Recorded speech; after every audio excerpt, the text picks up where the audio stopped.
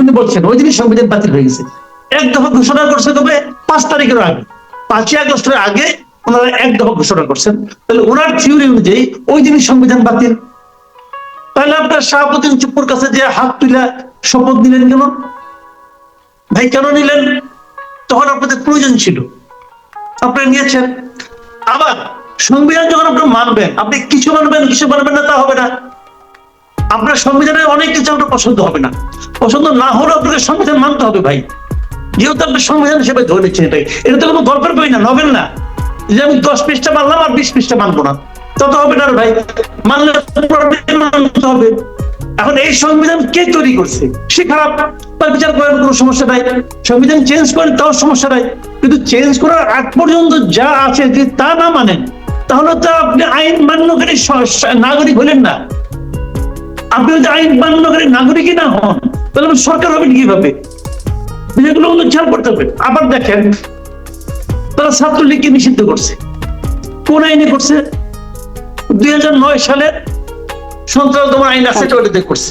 2009 সালে এই আইনটা হওয়ার পর আওয়ামী লীগ এবং তার অনুগত দলগুলো ছাড়া কোন একটা রাজনৈতিক দল এই আইনটাকে ভালো আইন বলেছিল?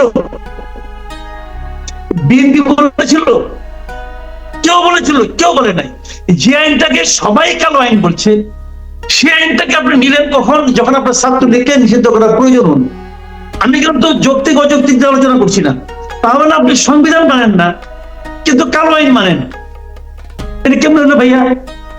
এটা তো হয় না, এটা তো হয় না। আপনি মানলে পুরোটাই মানেন, না মানলে কিছুই মানেন না, কোনো প্রবলেম নেই তো। সবচেয়ে বড় কথাটা হলো কি, ওনারা ওনাদের মতো করে চলতে চান। এই সরকার এবং এই সরকারের যারা নিয়োগকর্তা, এটা সরকার প্রধানও বলেন যে ওনারাই আমার নিয়োগকর্তা। সরকার এবং সরকারের যারা নিয়োগকর্তা, তারা তাদের মতো করে চলতে চান। তারা বলতে চান যে আমি যেটা করব সেটাই সংবিধান, আমি যেটা করব সেটাই আইন। ইচ্ছা হয় মানো, না ইচ্ছা হয় না মানো, এটাই। এই কাজটা তো শেখ হাসিনা করতো, এই কাজটাই তো শেখ হাসিনা করতেন। শেখ হাসিনা একটা সংবিধান তার মতো বানাইছিলেন, বানানোর পরে উনি কি সেই সংবিধান মানতেন? উনি তাও মানতেন না। উনি কিন্তু নিজের ইচ্ছা মতো বানাইছেন, বানানোর পরে উনি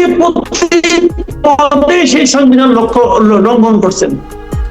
কেন? কারণ উনি স্বৈরাচার, উনি স্বৈরাচার ছিলেন, যা ইচ্ছা তাই করতেন। তো এরা তো তাই করতেছে। তাহলে আমি পার্থক্যটা কোথায় দেখবো রে ভাই? আমি তো পার্থক্যটা দেখতে চাই, সেটা দেখতে পাই না। আপনি সংবিধানকে মানেন, আপনি সংবিধানকে স্থগিত করেন, তাও তো করেন নাই। আপনারা বলতে পারতেন যেরকম সামরিক শাসকরা এসে প্রথমেই বলে সংবিধানকে স্থগিত করা হবে, তারপরে আমার ইচ্ছা মতো চলবে। এরা তো তাও করে নাই। করে না কেন? করলেই পারে। এই যে দেখেন আসিফ নজরুল সাহেব স্পিকারের দায়িত্ব নিয়েছেন, তো এইভাবে এই দেশের কে না বুঝে, কে না বুঝে যে এই সময় ওনাকে স্পিকারের কিছু কিছু দায়িত্ব দেওয়া হচ্ছে কেন? সংসদ এখন আছে, সংসদ চলে, স্পিকারের কামটা কি ভাই?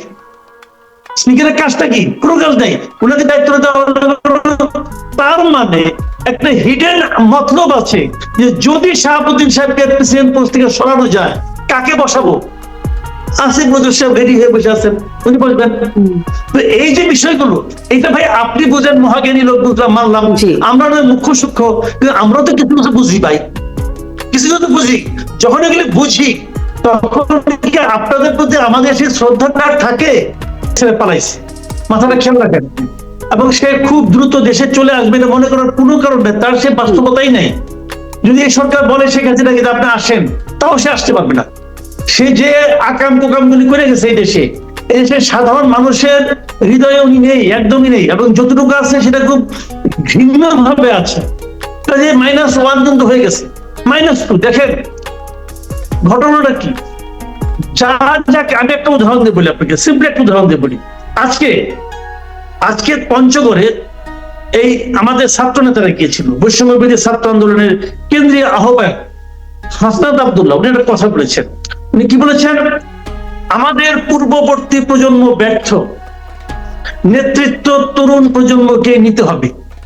মানেটা কি ভাই? মানেটা কি? মানে ওনার আগের প্রজন্ম যারা ছিল তারা সবাই ব্যর্থ হয়েছে কি করতে? যেহেতু নেতৃত্ব তরুণ প্রজন্মকে নিতে হবে, কাজে নেতৃত্ব দানের ক্ষেত্রে আগের প্রজন্ম ব্যর্থ হয়ে গেছে। উনি কিন্তু ঘোষণা করে দিয়েছেন উনি এমপ্লয়ারদের একজন। এটার ভিত্তিটা কি? পূর্ববর্তী প্রজন্ম ব্যর্থ, সেটা কিভাবে বুঝলো? সে বলতে পারে যে আমরা এই সরকারকে নামানোর ক্ষেত্রে নেতৃত্ব দিয়েছি, কোনো সন্দেহ নাই। শুনুন, একটা কথা বলি আপনাকে আমি, একটা জিনিস ভাঙা, মনে করেন বড় ভবন আছে, ভবনটা ভালো হচ্ছে না, এই ভবনটা ভেঙে আবার নতুন করে বানাতে হবে, ঠিক আছে? যে ভাঙবে সে কিন্তু বানাবে না। ভাঙার যে কারিগর সে কিন্তু বানানোর কারিগর না। এই জিনিসটা মাথায় রাখেন আপনি। হ্যাঁ, ওনারা ভাঙায় পটু, আমি মানতে পারি, ওনারা একটা সরকারকে ভেঙে নামিয়ে দিয়েছেন। কিভাবে আপনি প্রমাণ করবেন যে আপনি গড়ার পটু? আপনি যে গড়ার আর্কিটেক্ট, আপনি কিভাবে প্রমাণ করবেন? প্রমাণ করেন না ভাই, এত সোজা না, বলা সোজা।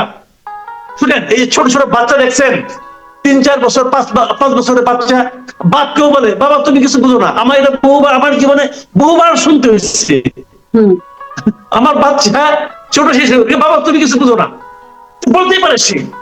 এখন আমি কি আসলে বুঝি না? এটা কি আমার বাচ্চা আমাকে বললে সেটা আমি কিন্তু বাচ্চাদের কিছু বলি না, হাসি, হ্যাঁ বাবা তুই ঠিক বলছো, আমি কিছু বুঝি না। আসলে কি আমি বুঝি না? তো এদের কথাবার্তা ওইরকম শোনায়, মানে আগের প্রজন্ম ব্যর্থ, নেতৃত্ব ওনারা দিবেন। দেন রে ভাই, পার্টি করেন না। আমি তো হাসনাত আব্দুল্লাহকে রিকোয়েস্ট করবো, পারলে কাছে দেখা হলে হাতে পায়ে ধরবো, ভাই একটা পলিটিক্যাল পার্টি করেন, করে ইলেকশনে আসেন। ইলেকশনে দেখি কয়টা পার্টি, দেখে আপনি নিজে জামানত থাকবে, তো থাকবে জামানত, আমি জানি না থাকবে কিনা, আমার তো একটু সন্দেহ হচ্ছে। তখন তো আবার তরুণ নেতৃত্ব ব্যর্থ প্রমাণ হয়ে যাবে।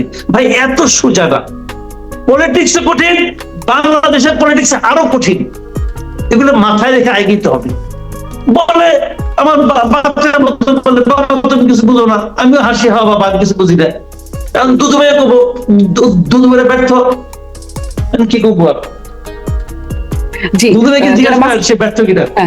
রহমান, আরেকবার বলে তারেক সাহেব, জনাবার সাহেব, এগুলি গত 16 বছরকে বলছে উনি। তখন তো তারেক রহমানের কথাই নিষিদ্ধ, তারেক রহমানের কথা বলা যাবে না মিডিয়াতে, এবং অনলাইনেও তার কথা কেউ কোট করতে পারবে না। তো এইগুলি তো এই ভদ্রলোকে প্রচার করেছে না। আওয়ামী লীগ আমলে বিএনপি কে নিশ্চিহ্ন করার জন্য যতগুলি লোক সব সময় সক্রিয় ছিল, তার মধ্যে শীর্ষস্থানীয় 3 জনের মধ্যে একজন হলো হাসান মাহমুদ। এখন উনি বেকায়দায় করে কি বলে না বলে এগুলিকে গুরুত্ব দেওয়ার কোনো অর্থই হয় না। আর বিএনপির অবস্থান তো বিএনপির যে মহাসচিব উনি ক্লিয়ারই করে দিচ্ছেন যে বিএনপি এখন, আচ্ছা আপনি একটা কথা বলেন, এই আওয়ামী লীগ তাদের 2014 সালে নির্বাচনে যদি বিএনপি কে নিয়ে নির্বাচনটা করতে চাইতো, যদি অংশগ্রহণমূলক নির্বাচন করতে চাইতো, তাহলে তো আজকের এই অবস্থা হয় না। তো এরা তো ইন্টেনশনালি বিএনপি কে রাজনৈতিক ভাবে শেষ করে দিতে, এবং বলে নাই তারা বিএনপি একটা সন্ত্রাসী দল, বলে নাই তারা যে বিএনপি প্রতিষ্ঠাতা জিয়াউর রহমান পাকিস্তানি চর ছিল, বলে নাই, বলছে তো রে ভাই। তো যারা পাকিস্তানের চর ছিল, পাকিস্তানের চরের তৈরি একটা দল, যে দলটা আবার ইটসেলফ সন্ত্রাসী দল, সেই দলের সাহায্য গণতন্ত্র পুনরুদ্ধারের জন্য কায়েম করতে চায় কেন? তার হচ্ছে বড় কথা, বিএনপি কি মনে করে যে এখন গণতন্ত্রহীন অবস্থায় আছি আমরা? এটা থেকে মূল জায়গায় তো সমস্যা। তারা বলতে যাচ্ছে গণতন্ত্র পুনরুদ্ধারের জন্য তারা বিএনপির সঙ্গে রাজনীতি করবে, আন্দোলন করবে। বিএনপি কি বলে যে এখন গণতন্ত্র লুপ্ত হয়ে গেছে? বিএনপি কি বলে কিন্তু সামনের দিনে যদি সংকট তৈরি হয়, যেটির সংকট, তাহলে আসলে বাস্তবতা কোথায় গিয়ে দাঁড়াবে? মানে তখন কি এরকম একটা ঘোড়া হাসার মতো কোনো পরিস্থিতি তৈরি হয়ে যেতেও পারে, বা ভূতের মুখে সত্যি রাম নাম আসতে পারে? সামনের দিনে এরকম যে একটা পরিস্থিতি তৈরি হবে, এই নমুনা তো কেউ দেখতেছে না। বিএনপি কে পর্যন্ত একবারের জন্য বলছে যে আমরা ওরকম নমুনা দেখতেছি, আমরা গণতন্ত্রহীনতার দিকে যাচ্ছি, একবার বলছে? বলেনি তো। যে পরিস্থিতিকে বিএনপি, যাতে নাকি বিএনপি তার কর্মীদেরকে উদ্বুদ্ধ রাখতে পারে, যাতে নাকি বিএনপি অন্যদেরকে এই সমস্ত ব্যাপারে সতর্ক করতে পারে, এই জন্য বিএনপি সবসময় বলবে। বিএনপি কি কেমন বলবে না? তাদের তো এটাই পলিটিক্স ভাই, তারা তাদের পলিটিক্স করবে না, করবে তো।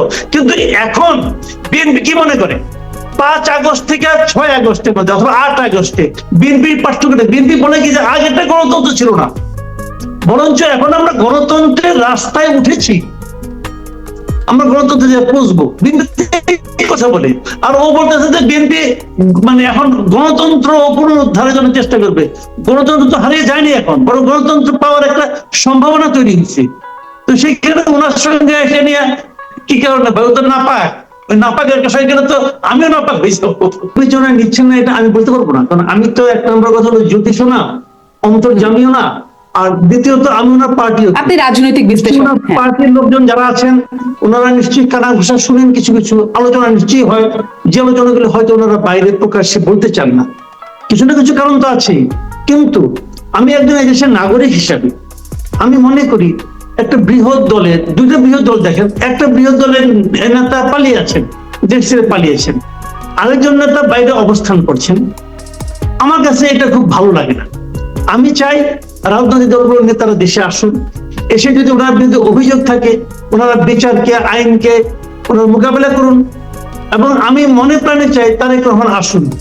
আমি চাই এটা, আমি মনে করি ওনার আসা উচিত, আমি এটাও চাই, এটা মনে করি।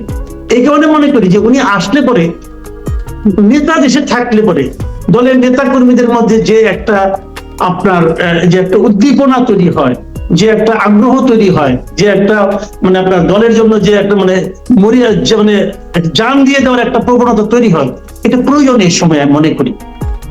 কিন্তু হয়তো ওনার মধ্যে কিছু ভীতি কাজ করছে, অথবা কিছু অনিশ্চয়তা কাজ করছে। এবং উনি তো একটা মামলার যাবজ্জীবন দণ্ডপ্রাপ্ত আসামি, কিন্তু একটা মামলায় ওনার যাবজ্জীবন দণ্ড হয়েছে, আরো ছোটখাটো অনেক মামলা আছে।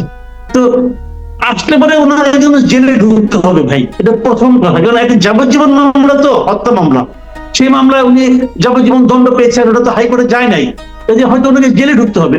হয়তো উনি জেলে ঢুকতে চান না, আর রাষ্ট্র তো নির্ভয়া আদেশে অনেক কিছুই পারে, রাষ্ট্র কি তা করছে? দেখেন, আমি এটা বাদ দেন, আমি তারেক রহমানের এই 21 আগস্ট গ্র্যান্ড হামলা মামলা, একটা বড় মামলা, আমি এটা বাদে দিলাম। এই যে বিএনপির নেতা কর্মীদের বিরুদ্ধে লাখ লাখ মামলা আছে, যেটা নিয়ে তারা প্রতিদিনই কথা বলতো আওয়ামী লীগের আমলে, বলতো না? দুদুবের নামে কয়টা আছে আমি যাই না, উনি বলতে পারবেন।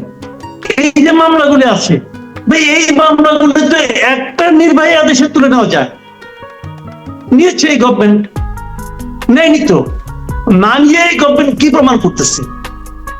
ওনারা আবার একদিকে ইন্ডেমনিটি দিচ্ছে যে ওই সময় আন্দোলনের সময় যা কিছু হয়েছে, ছাত্রদের বিরুদ্ধে কোনো মামলা করা যাবে না, হ্যাঁ যাবে, ঠিক আছে, তারা ওই সময় আন্দোলন করেছে। তো এর আগে 15-16 বছর দেশে আর তো আন্দোলন করে নাই, সেই আন্দোলনগুলো আন্দোলন না। হঠাৎ করে মানুষের তো খেপে গেল, মানুষ আগে খেপে নেই, মানুষকে তখন থেকে কি মানুষের মধ্যে এই চিন্তাটা, এই মানে আপনার ফ্যাসিবাদ বিরোধী চিন্তাটা ঢুকে দেওয়া হয় না? এই বিএনপি এবং অন্যান্য পলিটিক্যাল পার্টিগুলো করে নাই, সমন্বিত ভাবে করেছে, করে একটা পর্যায়ে আসার পর একদম ওই স্যাচুরেটেড পয়েন্টে আসার পর একটা স্পার্ক ছিল এই ছাত্রদের আন্দোলনটা, উত্তাপ কিন্তু তখন থেকে হচ্ছে। এই মামলাগুলো যেগুলো রাজনৈতিক মামলা, সবাই জানে এই মামলাগুলো তোলার জন্য কি ভাই গবেষণা করা লাগে? তো আপনি একটা কমিটি করে দেন না কেন? দেখুন উঠো কেন, নিচে উঠো করে একটাও নাই নাই। এখান থেকে কিন্তু বিএনপি যদি মনে করে যে মামলা তোলার ব্যাপারে সরকার তো আমাদের ব্যাপারে কোন ধরনের মানে আমরা আন্তরিকতা দেখছি না, তো সেক্ষেত্রে আমার মূল নেতাকে এনে আমি যে জেলে ঢুকিয়ে দেই, এখন তো উনি তো ওইখান থেকে তো কিছু কিছু বক্তব্য দিতে পারছে, দিক নির্দেশনা দিতে পারতেছে, জেলে গেলে তুমি তাও পারবে না।